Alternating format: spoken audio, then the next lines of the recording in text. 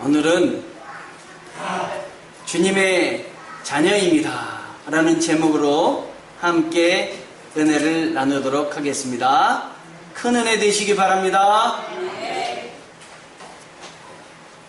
지난주에 우리 교육자 회의를 했습니다.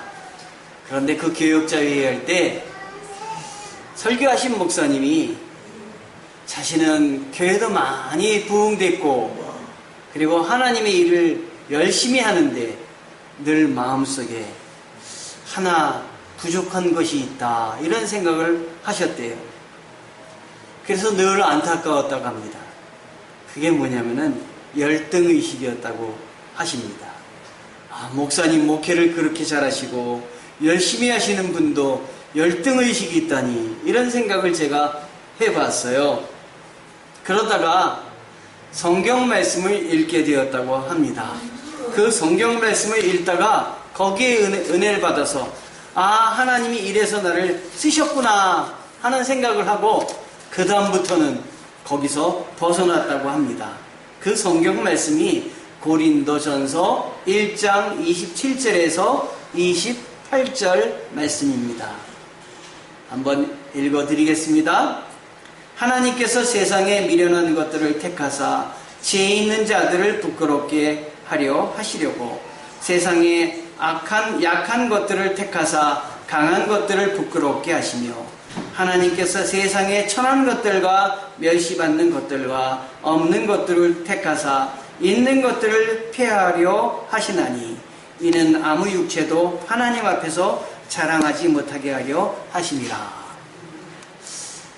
저도 하나님께서 목회자로 불러주셨을 때 그런 생각을 했습니다. 나보다 똑똑한 사람이 많을 텐데 왜 나를 목회자로 많은 사람들 가운데 부르셨을까 생각하다가 저도 이 말씀을 읽으면서 은혜를 받았어요. 나를 자랑하지 말고 주님을 자랑하게 하려 하심이구나. 하나님 앞에 주님만 바라보고 내가 열심히 주님을 섬기면서 나아가야지 이런 생각을 한 것입니다. 여러분 우리 성도님들은 하나님 앞에 우리 예수님이 누구이신가 생각하고 나를 왜 부르셨는가 생각하고 분명히 그 의미를 안다면 힘있게 힘차게 살아갈 수 있을 것입니다. 오늘 본문에 우리가 너무도 잘 아는 이야기입니다. 세 가지 유혹을 예수님께서 사단에게 받는 장면입니다. 제일 먼저 감격스러운 것은 사단에게 예수님이 정말 앞에 서서 침착하시고 그리고 위풍당당하게 말씀하고 계시다고 하는 것입니다. 자기에게 절하려면 천국의 모든 것들을 허락하여 주겠다 사단이 이야기를 합니다. 그러나 우리 주님은 눈 하나 까딱하지 않으십니다. 그리고 위엄있고 힘차게 사단을 물러가라고 외치고 계십니다. 예수님은 사단의 유혹을 이겨내셨습니다. 어떻게 예수님이 이겨내실 수가 있으셨을까요? 당연히 예수님은 하나님의 아들이시기 때문에 이겨내실 수 있겠지만 예수님의 뒤에는 내 뒤에는 하나님이 계시다라는 걸 예수님은 늘 알고 계셨습니다. 하나님이 스스로 인간의 몸을 입고 내려오셔서 이 땅에서 사명을 감당해야 됨을 아셨기 때문에 인간의 몸을 입고 오셔서 배고픔도 당하시고 그리고 주림도 당하시고 고통도 당하셨지만 인간과 똑같으셨지만 내가 하나님이다 라는 그 생각을 예수님은 늘 갖고 계셨어요. 그래서 흔들리지 않으셨습니다. 그리고 위엄있고 힘찬 모습으로 사단아 물러가라 라고 외치셨던 것입니다. 여러분 다른 어떤 것도 우리는 나의 왕이 될 수 없다. 하나님만이 우리 예수님만이 나의 왕이시다. 우리는 고백해야 될 줄 믿습니다. 나는 하나님 앞에서만 무릎을 꿇겠다. 내 하나님이 나를 지켜주신다 라는 믿음을 가지시면 여러분이 어떤 상황에서도 힘차게 나아갈 수 있을 것입니다. 우리 주님은 그랬기 때문에 사단을 향해서 하나님만을 경배하고 다만 그를 섬기라 이야기를 했던 것입니다. 그래서 예수님은 의식주의 모든 문제, 이 모든 문제를 다 해결하여서 하나님께서 나와 동행하신다라는 것을 믿었던 것입니다.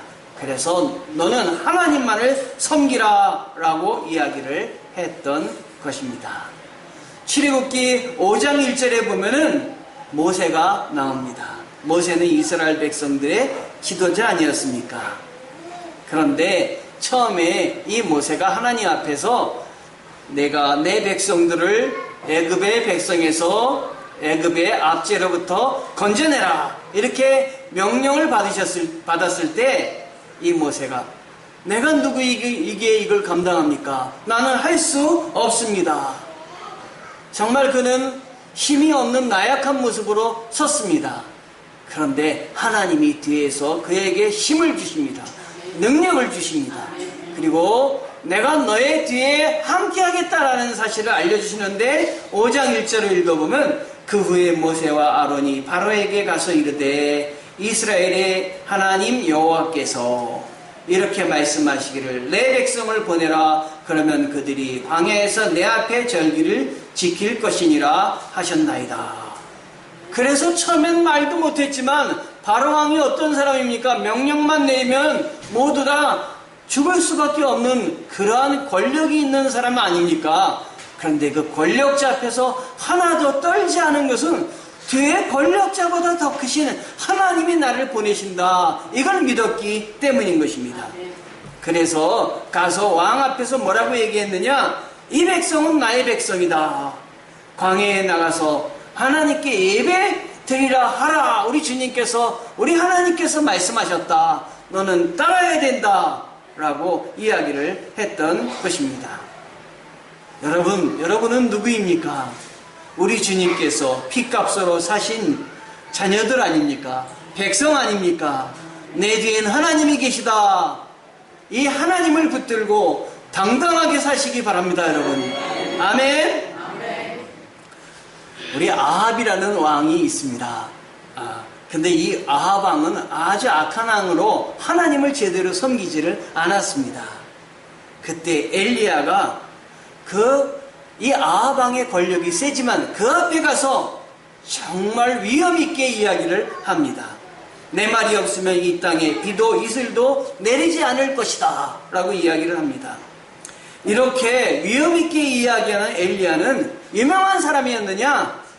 아주 무명인이었습니다.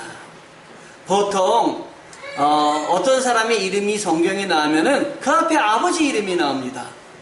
모세의 후계자가 누구냐면 여호수아입니다. 여호수아를 소개할 때 그냥 여호수아 이렇게 소개하는 것이 아니라 눈의 아들 여호수아, 아버지의 이름이 눈이었습니다. 그런데 이 엘리야는 누구의 아들 엘리야 이런 말이 없습니다. 그만큼 이름이 없는 사람이었습니다. 무명이었습니다. 촌에 머물던 평민이었습니다. 그러나 하나님이 그 평민인 그를 선택하여 주셨습니다.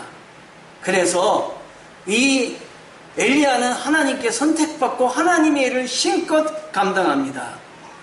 그러나 아합은 진정한 왕이 아니다. 진정한 왕은 하나님 한 분밖에 없으시다. 그는 그렇게 믿었습니다. 그래서 그는 그걸 확신했기 때문에 아합 왕 앞에서 아합이 그렇게 권력에 힘이 세고 사람을 죽일 수 있는 사람이었지만 두려워하지 않았던 것입니다. 여러분, 하나님 외에는 다른 어떤 일들도 어떤 사람도 두려워하지 마시기 바랍니다. 우리 하나님이 나를 지키신다. 나와 동행하신다. 이렇게 느끼시기 바랍니다. 제가 이런 하나님이 나를 선택하셔서 세우셨다는 걸 알았어요. 그래서 어느 때는 은행에 가는데 은행에 가가지고 제가 앞에 나와서 앞에서 사물을 보는 은행원들한테 가지 않고 난 하나님의 종인데 내가 어디를 갈까 생각하다가 지점장실을 들어갔어요. 우리 하나님께서 함께 해주실 줄 믿습니다. 지점장실을 들어갔더니 지점장이 깜짝 놀라는 거예요. 누구십니까? 그래서 저는 옆에 교회 목사입니다. 또 깜짝 놀라요. 왜 오셨습니까? 그래서 제가 여기 이 지점이 잘 되게 하나님께 기도하려고 왔습니다. 그리고 지점장님을 붙잡고 기도를 했어요. 근데 지점장님이 자기는 교회를 안 다니시는데 자기 집에 집사람과 어머님은 교회를 다니신다고 그러더라고요. 그래서 잘 됐다. 제가 속으로 참 잘 됐다. 그리고 기도를 해드렸어요. 그랬더니 이분이 앞에 직원을 소개하면서 이 목사님은 앞으로 우리 지점에 VIP로 모시도록 해라. 그래서 제가 그 지점에 가면은 그 앞에 있는 은행원, 평은행원 앞에 가지 않고 지점장실로 들어가가지고 거기서 사물을 보고 했습니다. 여러분, 떨 필요가 뭐 있겠습니까? 세상의 사람이 아무리 세더라도 우리는 하나님의 백성입니다. 하나님이 나를 지킬 것입니다. 그래서 우리 하나님이 내 뒤에서 나를 도와주신다 믿으면은 여러분이 어떤 일을 하든지 하나님의 영광을 위해서 할 때 하나님이 잘 해결해 주시지 않으시겠습니까? 초대교회 때 로마 사람들의 박해를 받으면서도 초대교인들은 아주 열심히 하나님을 섬기고 예배를 드렸습니다. 제가 초대교회에 예배 드리던 곳을 가봤습니다. 그런데 우리같이 이렇게 예배당 편안하게 에어컨이 나오고 그런 예배당이 아니라 초대교회는 박해를 받았기 때문에 사람들이 숨어서 예배를 드렸습니다. 그 숨는 자리가 어디였느냐? 묘지, 바로 묘지 아래였습니다. 거기에 지하에다가 묘지를 만들었는데 우리나라처럼 흙이 아주 단단한 것이 아니라 여기는 손으로도 이렇게 흙을 팔 수 있는 석회암 지대였습니다.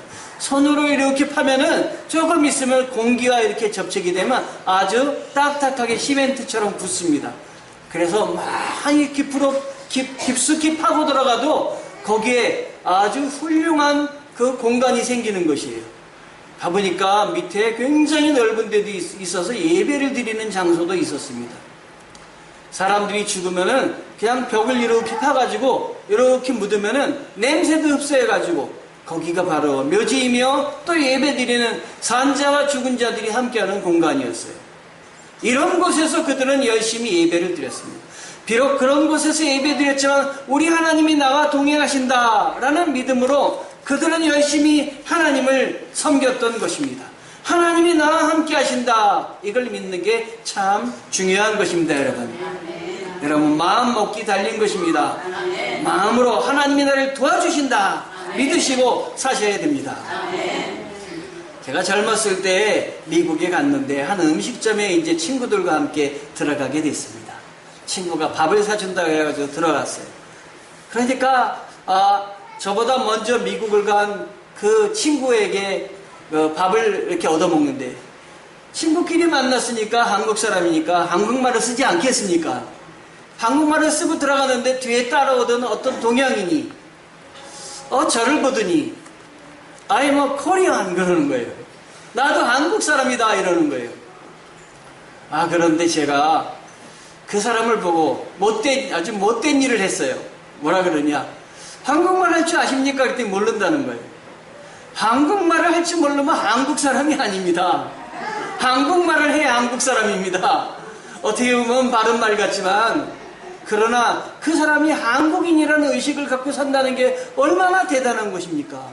외국에 살면서도 한국 사람의 의식을 갖고 산다는 걸 제가 이해를 하고 그렇습니까? 칭찬을 해줘야 되는데 젊은 마음으로 한국말을 해야 한국 사람입니다. 이렇게 얘기를 했던 거예요. 지금 참 후회되고 그 사람을 만나면 미안하다고 이야기하고 싶어요. 여러분 어디에 있든지 간에 하나님의 백성이라고 생각하면 하나님의 백성인 것입니다. 여러분. 내가 하나님의 백성이라고 생각하면 어떤 곳에 있든지 간에 하나님이 나를 지키실 것입니다. 아멘. 그래서 지금은 어떤 사람이 나는 한국 사람입니다 라고 얘기하면 참 대단하신 분입니다. 참 그것으로 충분히 받을 수 있습니다. 이렇게 저는 말씀드리고 싶어요. 얼마 전에 우리나라에서 문제를 많이 일으켰던 롯데그룹 신격호 회장이라고 있는데요. 그분의 행동이 잘못된 것도 있지만 그분이 저는 높이 칭찬해야 할 만한 것도 있는 것 같아요. 일본에 살면서도 귀화를 하지 않았다고 해요. 자기 이름을 그냥 갖고 있었다고 하는 것이 나는 한국인이다 이런 마음을 갖고 있었다고 합니다. 우리는 천국 백성입니다. 하나님 나라 백성입니다. 부족하지만 나는 하나님 나라 백성입니다. 이거를 갖고 살아갈 때 우리 하나님이 붙들어 주실 것입니다. 그래서 우리는 언제나 위험이 있고 하나님의 백성으로 자신감이 넘쳐야 되는 것입니다. 주님께서 사단 앞에 당당하게 서셨던 것 같이 우리도 세상 앞에 당당해야 되는 것입니다. 사단은 고사하고 조그만 어려움이 있어도 고민하며 염려합니다. 이건 주님의 자녀의 자세가 아닙니다. 조그만 어려움이 있더라도 하나님 앞에 굳세게 우리는 하나님 열심히 우리가 하나님만을 바라보고 살겠습니다 해야 되는 것입니다. 어떻게 주님의 이 위험 있고 힘 있는 모습을 우리가 믿고 살 수가 있겠습니까? 그 비결은 무엇입니까? 늘 나는 누구인가를 아는 것입니다. 생각해 보는 것입니다. 나는 하늘나라의 백성이다. 나는 주님께서 피값으로 사신 주님의 자녀이다. 나는 왕같은 제사장이다. 이 사실을 기억하시기 바랍니다, 여러분. 하나님이 자녀로 산다는 건 하나님의 상속자라는 것입니다. 하나님의 상속자라는 것은 하나님이 베푸시는 건 다 내 것이다 라고 하는 것이에요. 내가 이 땅에 살고 있지만 이 땅에서 어려움 가운데 있고 몸이 아프다 할지라도 나는 하늘나라 백성으로 언젠간 그 나라에 들어갈 거다 이렇게 생각하고 살아야 되는 것입니다. 그럴 때 우리는 헛것을 보고 당당한 마음을 갖는 것이 아니라 주님이 나와 함께 하심을 알고 있기 때문에 믿기 때문에 힘차고 굳세게 살아갈 수가 있는 것입니다. 저는 이 찬송을 참 좋아하는데요. 왕이신 나의 하나님이라는 찬송입니다. 한번 찬송 한번 해보겠습니다.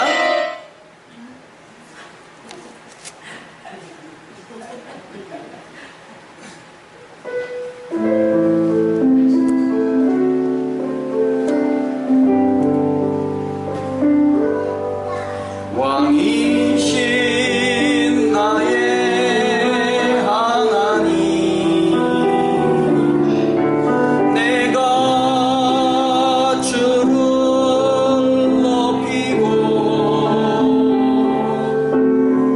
영원히 주의 이름을 아멘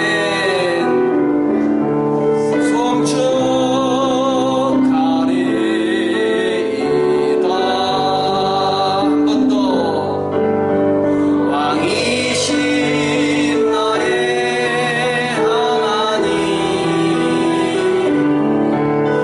내가 주를 높이고 영원히 주의 이름을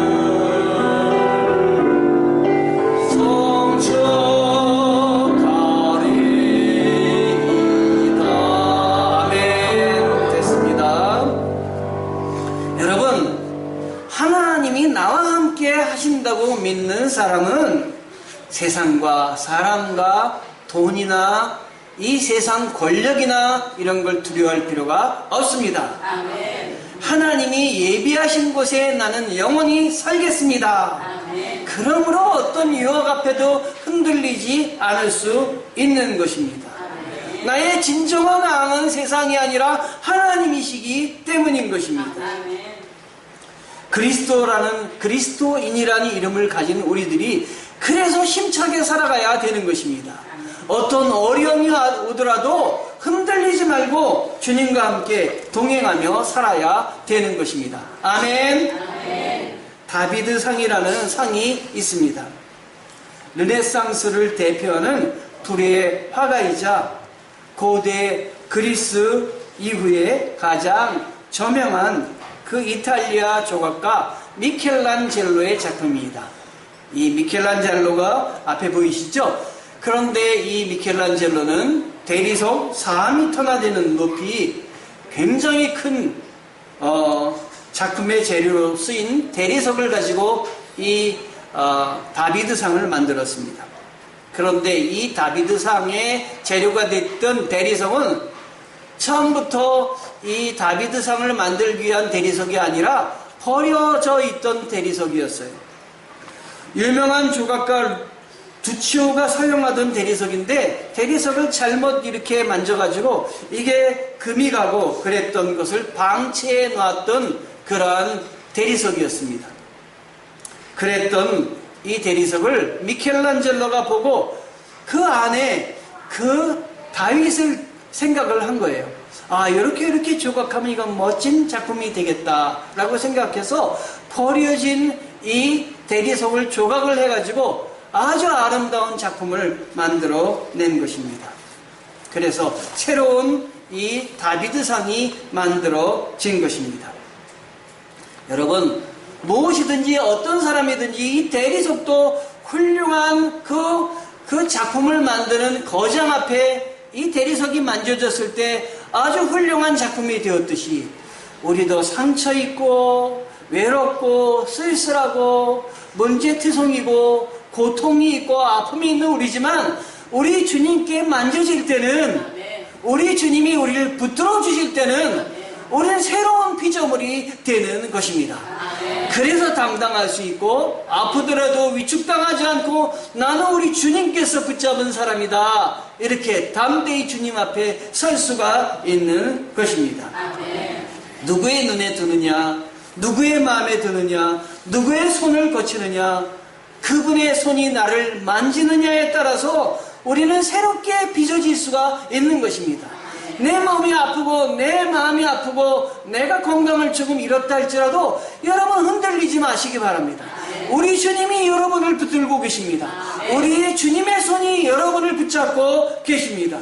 왕이신 주님이 나를 마음에 드느냐 드시지 않느냐에 따라 내 인생이 변하는 것입니다. 아멘.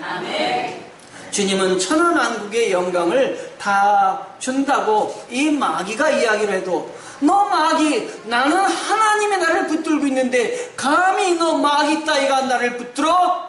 사단아 물러가라! 라고 외치셨던 주님이십니다. 여러분들도 외로움이 오고 쓸쓸한 마음이 오고 혼자 힘들고 나약해질 때마다 감히 나를 붙든 하나님의 백성인 나를 이 사단이 시험하려고 해. 사단아 물러가라! 라고 외치는 여러분 되시기를 바랍니다. 아멘. 지난주에 제가 책을 읽고 여러분들에게 소개를 해드린 내용이 있는데요. 앤젤라 더크워스의 그릿이라는 책입니다. 그 책에 보면 사람에게는 두 가지 사고방식이 있다고 하는데요. 하나는 고정형 사고방식이고 또 하나는 성장형 사고방식이라 그래요. 고정형 사고방식은 늘 한자리만 머물려고 하고 변화를 싫어하는 사고방식이지만 성장형 사고방식은 옛것을 버리고 자꾸 새로운 것을 취하며 받아들이려고 하는 사고방식입니다. 그런데 이 고정형 사고방식을 가지면 사람들이 어떤 어려움이 올 때 그 상황을 포기하거나 아니면은 그 상황을 피하려고 하는 그러한 마음으로 이어진다고 합니다. 그러나 성장형 사고방식을 갖고 있는 사람은 어려움이 있을 때 포기하거나 피하지 않고 부딪혀서 도전해서 그걸 무너뜨리고 결국엔 승리하는 이러한 행동으로 나타난다고 하는 것이에요. 예수님은 고정형 사고방식을 가지신 분이 아니라 성장형 사고방식을 가지신 분이에요. 하나님이 나와 함께 하실 때 어떤 어려움도 내가 물리치고 자라날 수 있고 잘되게 될 수 있다 믿었던 것입니다. 내게 능력 주시는 자 안에서 내가 모든 것을 할 수 있느니라 믿는 사람이 바로 그리스도입니다. 믿으시기 바랍니다. 아멘. 이제 우리의 의식을 바꾸셔야 되겠습니다. 어떻게 바꿔야 되느냐? 나는 하나님의 백성입니다. 나는 왕 같은 제사장입니다. 나는 거룩한 하나님의 백성입니다. 나는 이 땅에 살고 있지만 하나님 나라의 이 세상을 떠나는 날 갈 것입니다. 주님 곁에 있을 것입니다. 오직 주님만이 나의 주인이십니다. 나는 그러므로 담대합니다. 어떤 일을 하든지 간에 나는 힘있게 합니다. 이렇게 우리는 생각해야 될 것입니다. 예수를 믿는 우리처럼 복받은 사람은 많지 않습니다. 예수님의 침착함과 담대함이 오늘 이 세상을 사는 여러분 가운데 있으셔서 여러분도 담대함으로 힘차게 굳세게 살아나가시는 주님의 자녀들이 되시기를 축원합니다. 아멘. 기도하시겠습니다.